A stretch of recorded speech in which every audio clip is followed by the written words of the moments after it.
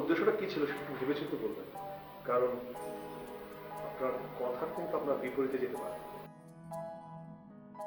আমি আমি আজকে রায়হানের সাথে এই ছেলেটাকে রাস্তায় দেখেছি। তুমি শেষ পর্যন্ত হেরে গেলে না তো? জয় করবার ইচ্ছা থাকলেই পরাজয়ের কথা আসে। কেন তুমি জয় করতে চাও না?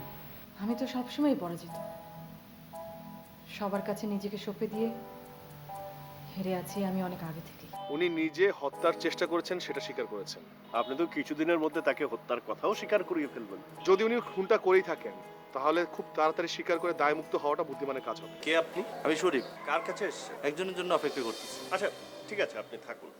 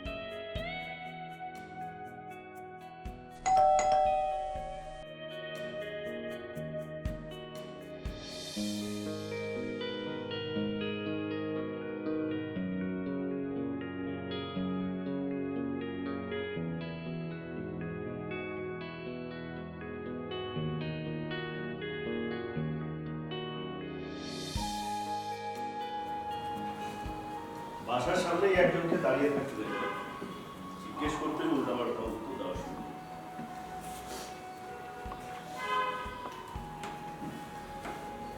আবার অ্যালবাম খুলে বসেছে।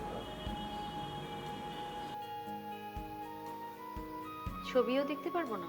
না, যা দেখলে মন খারাপ হয়ে যায়। আর কত মন খারাপ হবে? ওর জন্য তো কিছুই করতে পারলাম না। আচ্ছা, তুমি কি স্বীকার করেছো যে খুন করার উদ্দেশ্যে তুমি বিদেশে গিয়েছো? হ্যাঁ। কেন এই সমস্ত বলতে গেলে? সত্যি কথা বলতে দোষ কি? আছে, দোষ আছে। যে সত্যিটা জানলে ক্ষতি ছাড়া কোনো লাভ নেই, সেই সত্যিটা জেনে লাভ কি?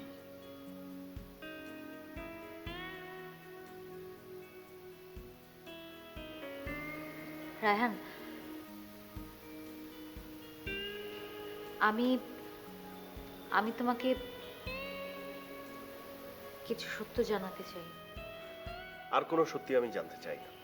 আমি তোমাকে জানি, আর জানি বলে সব সত্য তোমাকে জানাতে চাই। সব সত্যির পরে যখন ভালোবাসার সত্যিটাই জয়ী হবে, তখন অন্য সত্যি জেনে লাভ কি? আবেগের বয়স আমাদের নয়। আবেগটা কি শুধু কম বয়সীদের সম্পদ? পূর্ণবয়স্কদের কোনো অধিকার নেই? দেখো রায়হান,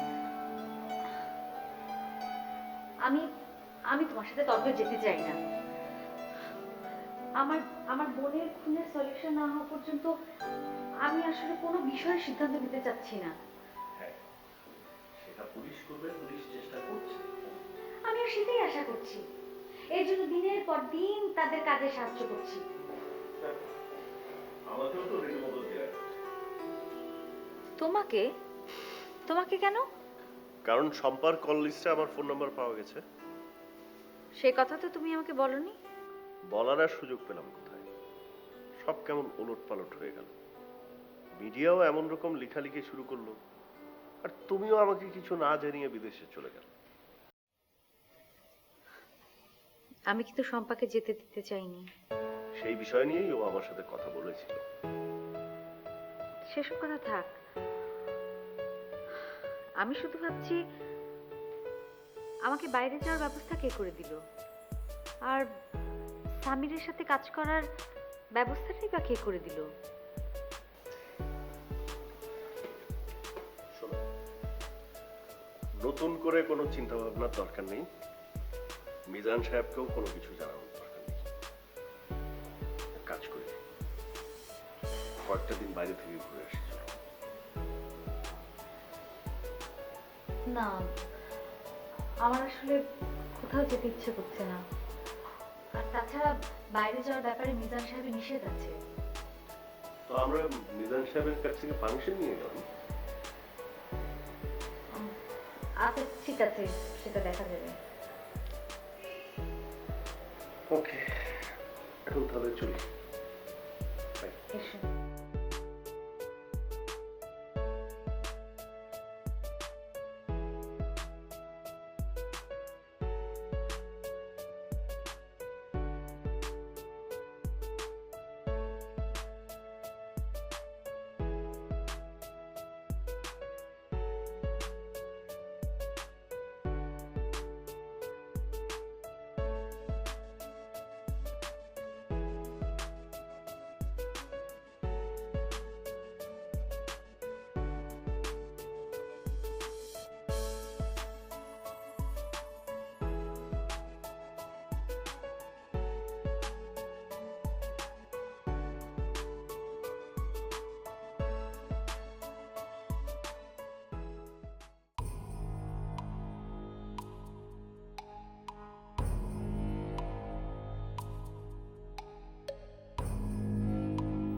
তোমার কি আমাকে বলার কিছু নেই?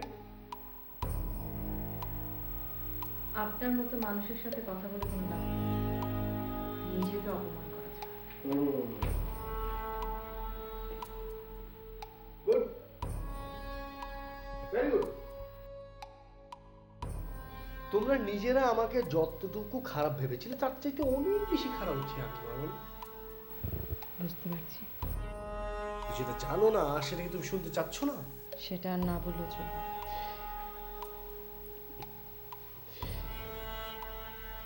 রিনিকে আমি কোথায় নিয়ে যাচ্ছি তোমার কি মনে হচ্ছে? মানে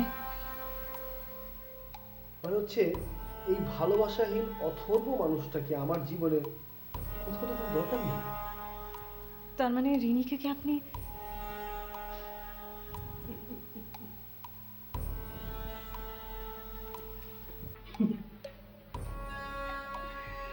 যদিও ভালোবাসার মানুষ শব্দটা আমার কাছে ছিল না।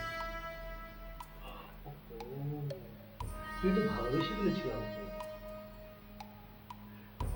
তুমি সত্য বললে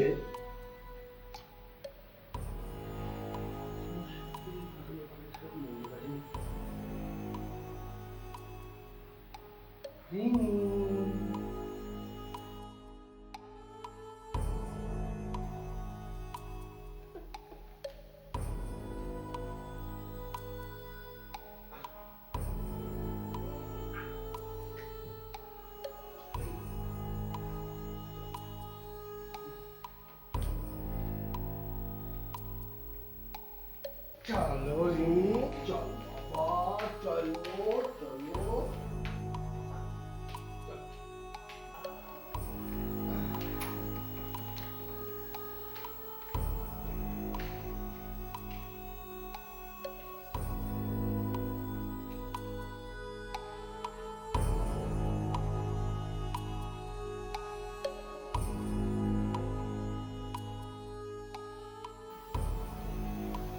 সরি রিনি,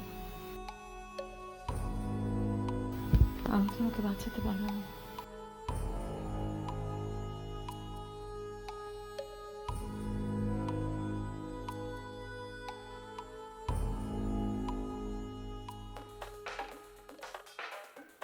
যা চাচ্ছিলাম খুব সহজেই তা পেয়ে যাচ্ছিলাম। এরকম ভেবেছিলাম নিজের বোনের প্রকৃত খুনিকে খুঁজে বেশি, খুব সহজেই তা করতে গেলাম। পাসপোর্ট, টিকিট, ভিসা খুব সহজেই আমার হয়ে গেল। সামিরের কাছাকাছি থাকার সুযোগ চাচ্ছিলাম, সেই সুযোগও সহজে পেয়ে গেলাম। আপনার মাথায় কখনো কি এই প্রশ্নটি আসেনি যে কি করে এত কিছু হয়ে যাচ্ছে? না, আমার মাথা তখন ঠিক ছিল না। লক্ষ্য ছিল একটাই, খুনিকে নিজ হাতে শাস্তি দেব। তা আপনার সেই লক্ষ্য পূরণ হলো?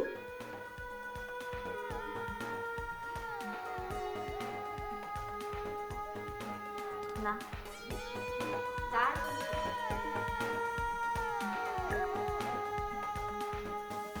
অনেক পরে বুঝতে পারলাম শেখর অনেক গভীরে। যত গভীরেই হোক না কেন, আপনি হেল্প করলে এই রহস্যটা ভেদ করতে পারবো।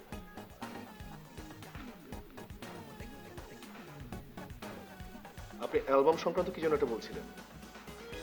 আমাদের ফ্যামিলি অ্যালবামটা, যার মধ্যে সম্পার অনেকগুলো ছবি ছিল, আম, সেটা আজকেও দেখেছি, মানে কিছুক্ষণ আগেই ছিল, এখন খুঁজে পাচ্ছি না।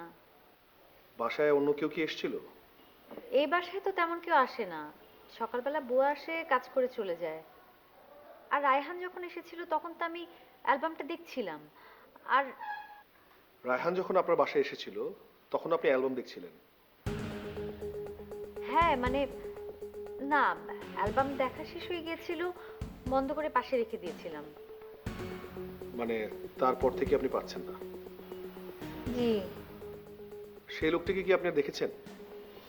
না, ওই একবারই দেখেছিলাম, তারপর আর তাকে দেখিনি। অবশ্য আমিও বাইরে বের হইনি। সামির আমাকে প্রপোজ করেছে কয়েকদিন বাইরে বেরিয়ে আসার জন্য। এখন যদি আপনার পারমিশন থাকে তাহলে। না না, পারমিশনের তো আসলে কিছু নেই। অ্যাকচুয়ালি আমরা আপনার সিকিউরিটি নিয়ে অনেক বেশি বলি। অর্থাৎ পারমিশন নেই? আচ্ছা, সামিরের নিখোঁজ হওয়ার বিষয়ে আপনি কি আমাকে সন্দেহ করছেন? না না, তা ঠিক না, তবে আপনার দেওয়া ইনফরমেশন তাকে খুঁজে পেতে আমাদেরকে খুব হেল্প করবে। আমি যখন এদেশে চলে আসি তখন সামির খুব অসুস্থ ছিল। আমি কোনো সিদ্ধান্ত নিতে পারছিলাম না। একদিকে মনে হচ্ছিল আমার উদ্দেশ্য, আর অন্যদিকে ছিল আপনার ভালোবাসা। সামিরকে আপনি ভালোবেসে ফেলেছিলেন।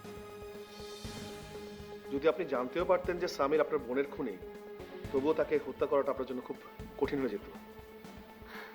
সে যদি খুনি নাও হতো তবুও তার সাথে থাকাটা আমার জন্য কঠিন হতো। কেন? সে কথা মনে হয় আগেও একবার বলেছি আপনাকে। সামিরের মুখ দেখলেই আমার মৃত বোনটির মুক্তির কথা আমার ভেসে উঠত।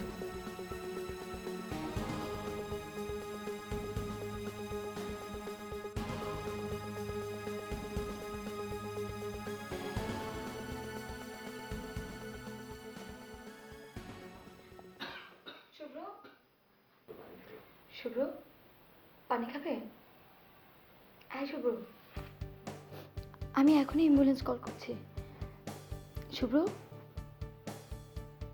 তোমাকে তোমাকে ডক্টরের কাছে নিয়ে যাব, দেখবে সব ঠিক হয়ে গেছে, তোমার কোনো ভয় নেই, আমি আছি না পাশে।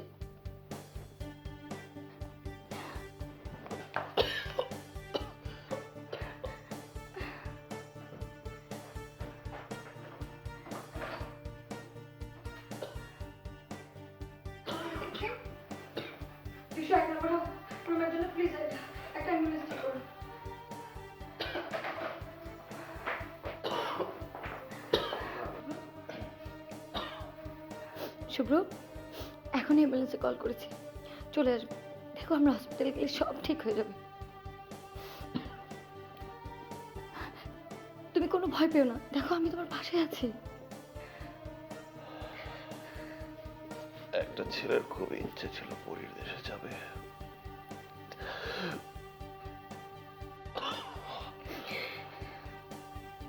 কিন্তু সে কিছুতেই পরিদেশটা খুঁজে পাচ্ছিল না। খুঁজে পাবে কি করে? ছেলেটার কাছে যে ঠিকানা ছিল না।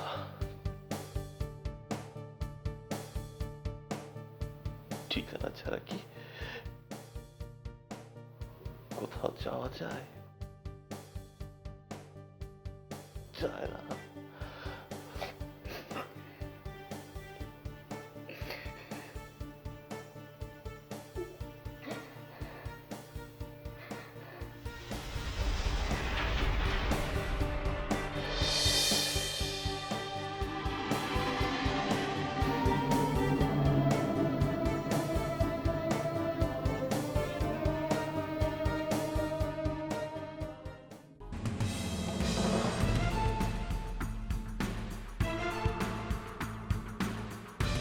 শরীফের বাসা থেকে আপনার আর সম্পার ছবিগুলো সরিয়েছেন এই কারণে।